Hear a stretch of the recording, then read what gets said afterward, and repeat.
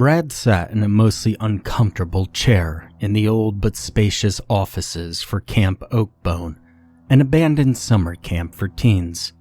The camp had gone under some 5 years before, due to the usual number of injuries sustained by the campers, which was itself caused by neglect and lack of supervision.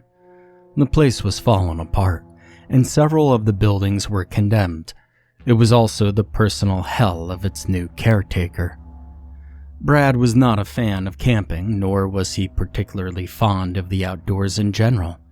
He had terrible allergies, hated the heat and the cold, and didn't enjoy most animals, outside of cats, which he absolutely adored. That's how they'd gotten him in the first place, he recalled. The damned cats. More than a year before, Brad had a very, very different life. He'd been a homeowner, lived in the suburbs of a bustling metropolitan area, and even had a cushy, if mind-numbing job, which had allowed him to work from home just about every day. All of that changed, though, almost overnight. Brad had lost his job first. Downsizing, they'd said, which was the same bullshit they'd shoveled in the last bank of layoffs. Then, because he'd missed only a couple of payments, the mortgage company had taken his house, which was something that he thought only happened in 80s movies. He wound up moving into a studio in the city for 6 months, but couldn't find a job to cover his expenses and his debt. A friend of his, Jake, had offered him the use of the cabin, which, while remote, was a roof over his head and had modern conveniences. However, that possibility had been utterly annihilated when a couple of their mutual friends had been attacked while staying there for a weekend. The details on exactly what had occurred were still unclear, but one friend, Kevein, had been badly injured and was still in the hospital while the other, Nash, had disappeared. The local police kept telling everyone that it was an ongoing investigation and to have patience. The situation being what it had been, Brad had abandoned all thought of moving into the cabin, but was still in a bind. The rent on his little studio had already gone 2 months late, and he still couldn't find a job. It had been like everything had just dried up, and his life was imploding out of nowhere. All he had left were his car, which he'd finally paid off before everything went to shit, and his cats, which no one seemed to want to let him bring with him. Just when he'd been circling on the cusp of moving back with his parents, his best friend, Sean, messaged him and told him about this job. It was remote. It was a ways south of where he'd been living. It was a not insignificant amount of outdoor work. There was no internet, and the pay was absolute shit. None of that mattered, however, because of one critical fact. There was an on-site residence, which was rent-free, and they'd let him have his cats. "Jackasses," Brad announced to the room as he stared through the big window in his office at the dreary forest outside. A warm smile came to his lips, though, when he spotted one of his cats, Huru, creeping out from under his desk and looked up at him. All sense of burden was washed from him when he gazed down into their beautiful little eyes. Brad took a deep breath and a sip of pop as he tried to focus on the good things going for him. He was earning a living and didn't have to worry about catching up on his debt. Sean had loaned him a little money to pay off late rent and break his lease so that he could take the job. He'd worked out payment schedules with his creditors, and that situation was sorted as well. He also was locked into this job for another year, or more, so he didn't need to worry about that either. In fact, the only thing Brad did actually have to worry about at all, aside from his job, was the lack of functioning internet. The plumbing and electricity worked fine, even in the winter months, which saw far less snow than he'd been used to. There was even a landline so that he could keep in contact with the property owner and order a pizza to pick up when the mood struck him. But there was no internet access at all to speak of, which had been difficult. You see, Brad was an avid gamer.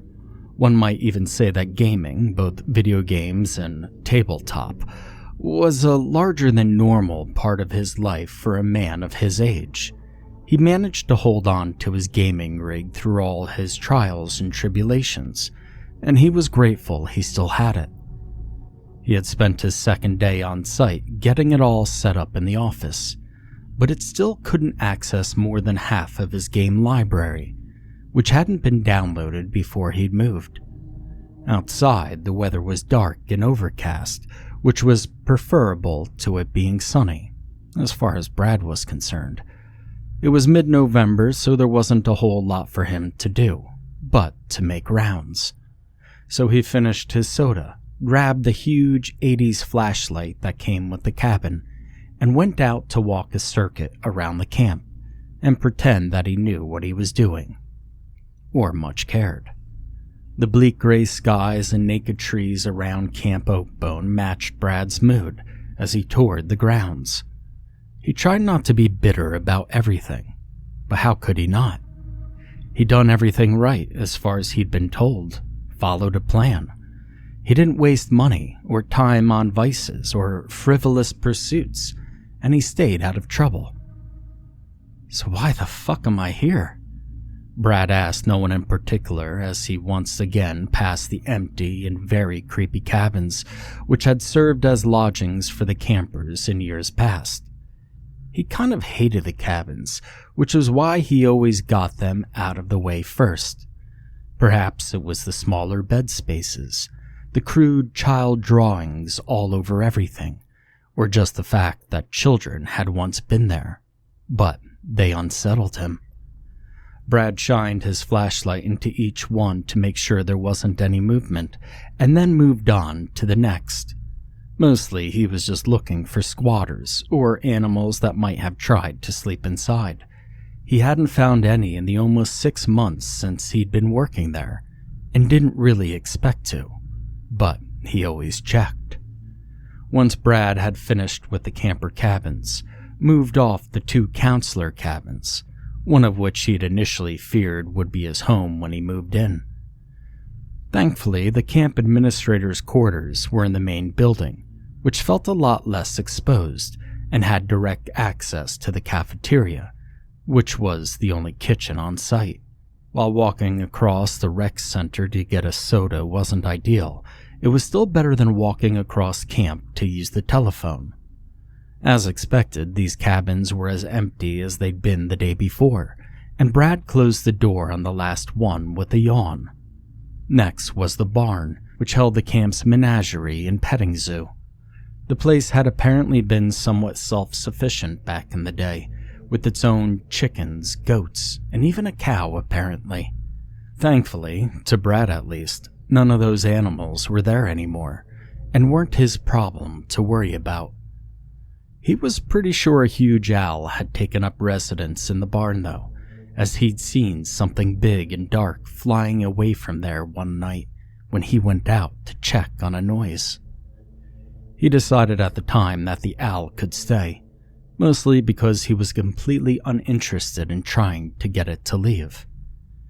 As Brad stepped away from the barn and turned to head over to the 3 pavilions at the center of the camp, he noticed movement off to his left.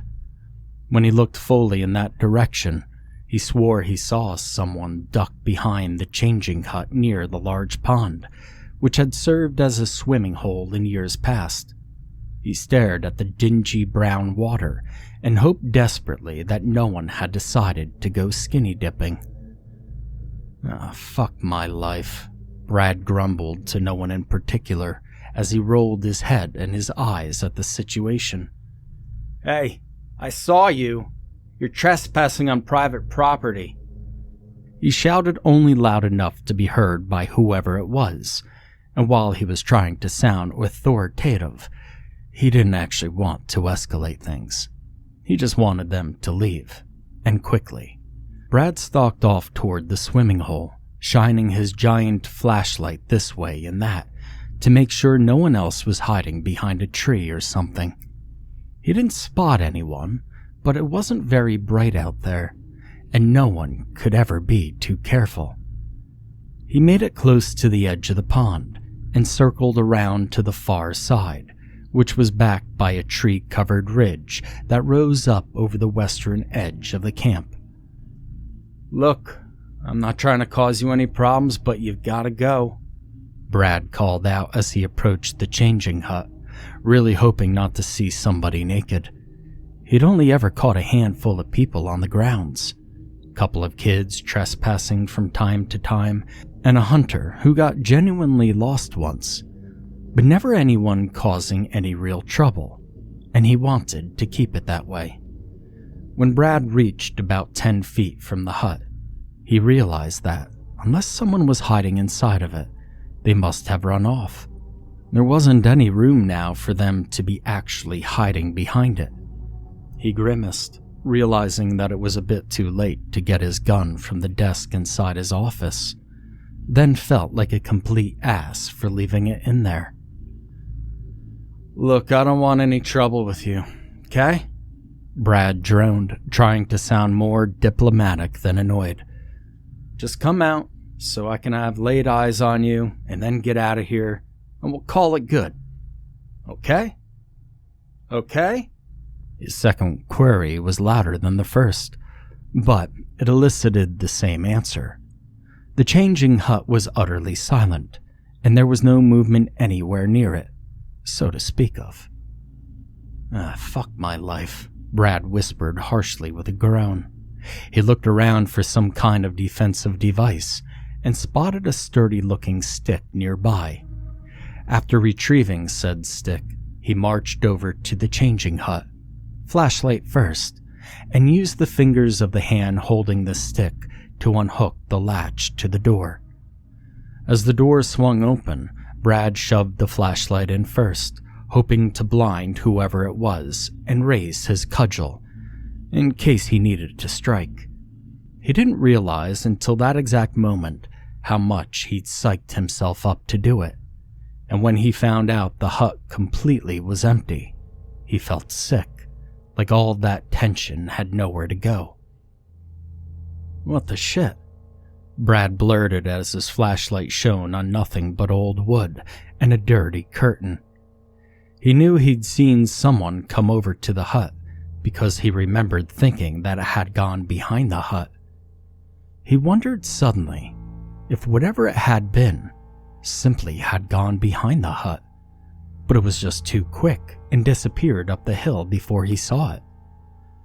Brad circled to the back of the hut, but found nothing, except a small mound of somewhat fresh dirt, which, while large, looked like it was left by some kind of burrowing animal. His face scrunched up in confusion as he tried to imagine what creature might have made it. It seemed too big for a groundhog, but then again, what the hell did he know? He shrugged and resolved to look it up on his phone the next time he went into town. "You need to go," came a clear, intense female voice from behind Brad, which made a chill run down his spine. He spun around, big stick held aloft, and shouted out of sheer panic instead of some kind of warning. Behind him was nothing.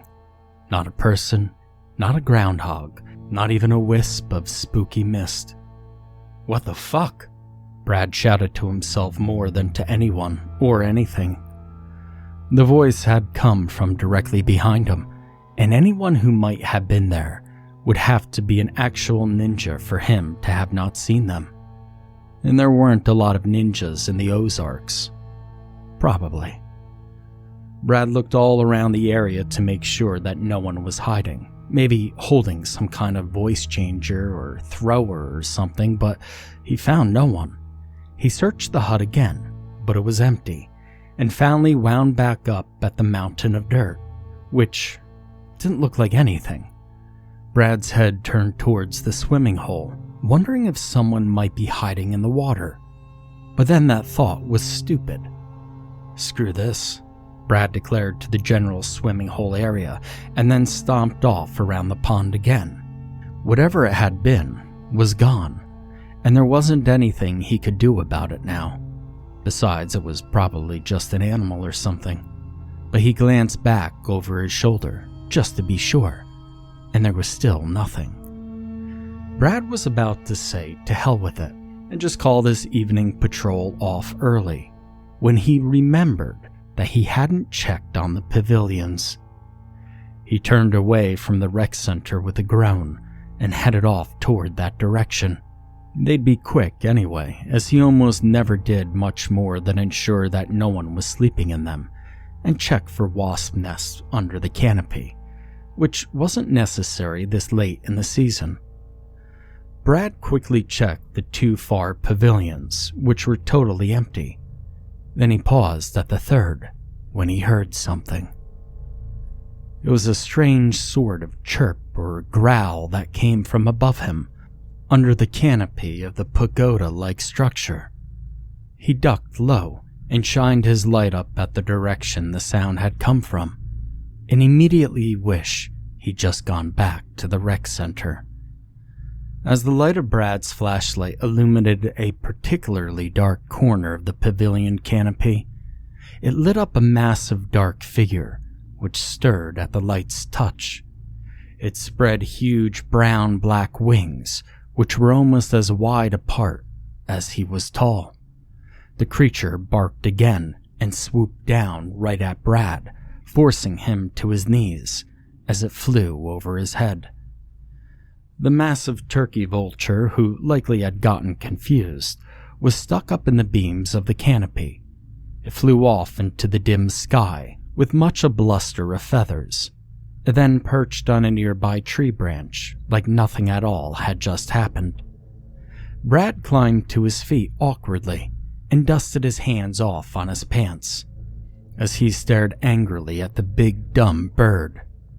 "Stupid turkey vulture," Brad shouted at the animal as he shook his stick into the air, knowing how ridiculous he looked. He took a deep breath, then took a step off towards the rec center and some violent and cathartic gaming. Just as he took that step, though, he heard the same voice from before, just behind him and right into his ear. "You need to go." Brad spun around again and threw his stick at nothing that had just spoken to him. He shouted incoherently at whoever or whatever was messing with him, but knew it would do no good. Without another word or sound, he turned on his heels and marched with purpose straight back to his office. On his way back to the rec center, Brad tried to muddle it over, but also tried to push it from his mind. He was not one for ghost stories or any other paranormal bullshit, but he'd also spent little time investigating such things. He favored reason and logic above most virtues, and as far as he was concerned, the situation laid outside their purview. He did reason that, while it could still be someone fucking with him, that was, at this point, highly unlikely. As he trekked across the empty campgrounds, he stopped in his tracks about 20 or so feet from the door to his office. Across the small pond, he spotted movement again, this time far more obvious. On the other side of the swimming hole, something long, pale, and emaciated clambered on all fours near the changing hut. And for a second, Brad thought it was just some kind of winter-loving naked mole rat, but realized that it had human-like features. And that's when he saw its teeth, fanged and sharp and covered in blood. Even in the dim light, he could see that the thing had a ring of red and brown around its mouth. Brad froze, unable to believe what he was seeing and totally unsure of what to do. And that's when the shock wore off, and he suddenly realized that he did not wish to be seen by whatever the hell this thing was. He took a tentative step towards the rec center, then another, and before he knew it, he was halfway to his door, and he tore his eyes from the pond and began lightly jogging towards his office. As Brad reached the door to the rec center, a horrible, inhuman scream like he'd never heard before echoed out from the pond behind him. Without even so much as a glance back, Brad darted through the rec center door, turned, and quickly locked it tight. He walked across the cafeteria and straight toward his office, but spun around when he heard a thump on the glass window behind him. Brad stared in fright and confusion at a figure standing at the window, thumping hard on the glass. It wasn't the pale thing he'd seen at the lake, though, but a woman, a girl, who couldn't have been a day over 15 years old. She was shouting something at him, but he couldn't hear her. He shook his head, dazed, and ran back over to the door, suddenly worried that he'd locked someone outside with that thing. As he moved closer to the door, he gestured wildly at the girl to move to it so he could let her in, but the instant he moved, she disappeared. He jerked to a stop, eyeing all the windows in the cafeteria, trying to get a glimpse, even a shadow of the person who had been standing there, but there was nothing. He shook his head in frustration, but went to the door to check, and sure enough, there wasn't anyone there. Now, Brad was smart enough to understand that he was completely out of his depth. He shook off his shock, his confusion, and even his curiosity, and reasoned that because he didn't know what the hell was going on, he needed to get out of there and get more information. So he turned from the door and headed directly to his office, where he first locked the door behind him, just in case, and then grabbed his keys from the wall hook. "Come on, jackasses," Brad called quietly to his cat as he grabbed the carrier. He spent the next few minutes gathering up Hake and Huru and herding them into a single cat carrier, which neither was pleased about at all. Once they were secured, and he'd gotten them a little food to take, he moved to simply leave. But then, remembering feeling stupid before, went to his desk and pulled out his gun case. Inside was a Smith & Wesson MP9. He bought for his mom years ago for protection, but she'd moved to a much safer area and a line of work, and didn't want it, so he had taken it back. He never expected to have needed it, but knew that out here in the crazy murder woods, it might be useful. Brad had never bought a holster for the weapon, so he simply took the whole nylon case with him, but left it partially unzipped for easy access, just in case. He unlocked the door again and moved cautiously across the cafeteria, one eye on the bank of windows to his west. He reached the door to the outside and started to unlock it, but stopped dead in his tracks when he heard another horrible scream coming from just outside the door. He backed away from the door suddenly and pulled the gun from his case, letting it fall to the floor. He then pointed it at the door, holding the cat carrier back away from the weapon. He didn't want even the sound of the gun to hurt his cats, but also hadn't fired the damn thing much, and wasn't sure of his aim. Whatever the hell this thing was, it slammed into the door with such force that the frame rattled. That's when Brad realized that he'd not actually loaded the damn gun. He bolted from the door as the creature slammed into it again and ran toward the kitchen at the back of the cafeteria. Once in the kitchen, Brad ran straight for the back door. He worried absently about the girl, but knew that if that thing had been at the door, and she'd not left, then there was nothing he could do for her now. If she wasn't somehow this thing's accomplice, or connected with it in some way, which was swiftly becoming his new theory. Brad got to the back door and unlocked it, meaning to just fly to his car and jump inside, but he paused as he got an idea. He put the empty gun through his belt, opened the door, and peered out into the gloom. Once he was sure the thing wasn't just waiting for him there, he grabbed a frying pan and banged it on the door frame several times, then closed and locked the door again. As Brad had expected, there was another horrific cry from the front door to the rec center. He crept into the cafeteria and watched in abject terror as the pale, gaunt nightmare of a thing scrambled along the side porch, outside the windows, chasing after the noise. He moved cautiously through the darkened cafeteria, hoping his cats would stay quiet. When the creature rounded the building, he took off with whatever speed his soft gamer body would allow toward the main door. Another bone-chilling screech came from the back door this time, and Brad took it as a cue to get the hell out of there. He unlocked the front door, flung it open, and scrambled out of the rec center. He darted around the corner to the south, where he made a beeline for his car. Another scream echoed out over the whole camp in an ominous howl, and Brad winced as his poor cat started yowling. As he pressed the key fob to unlock the car, he saw the little girl again, this time standing next to his Charger. She was staring at him with a sad, pleading look to her, and he thought she was wanting a ride. "You have to go," the girl practically yelled at him, and her voice seemed to drown out the creature's howl.